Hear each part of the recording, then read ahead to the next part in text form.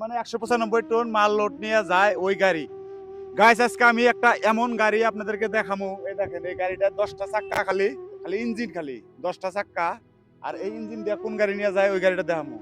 আর এই গাড়িতে ওই ক্রেনটা দেখান দেবো, এই ক্রেন দিয়ে মাল লোড করে। তো কি মাল লোড করে দেখামু আজকে আপনাদেরকে, আসেন। তো গাইস দেখেন এই যে 195 টন আলা গাড়ি, তার মানে 195 টন মাল লোড নিয়ে যায় ওই গাড়ি। আপনাদেরকে ইঞ্জিন তো দেখাইলামই। আর চাক্কা আছে 128 চাক্কা, তার মানে এদিকে এক লাইনে 8টা চাক্কা আছে, 8/16 পুরন দেন 128, ঠিক আছে, টোটাল 138 চাক্কা গাড়ি এটা।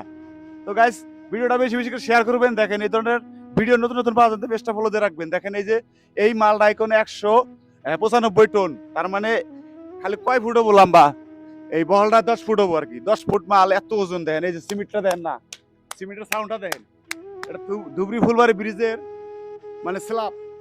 আর এদিকে দেখেন এই স্ল্যাব গুলো স্টক আছে। এখান থেকে ক্রেন দেওয়া, ওই যে ক্রেনটা ওইদিকে ঝুম করে দাও, ওই যে ক্রেনটা যে দেখতেছেন এই মালটার তুলে, তাহলে ক্রেনটার কত বাহাদুরি গাইস। তো অবশ্যই ভিডিওটা বেশি বেশি শেয়ার করবেন, হ্যাঁ। আর এই ধরনের ভিডিও পাওয়ার জন্য পেজটা ফলো করে রাখবেন। এই যে চাকা তো দেখালামই, আর কিছু দেখার নাই। তো ভিডিও সবাই যে দেখছেন শেয়ার করে দিবেন।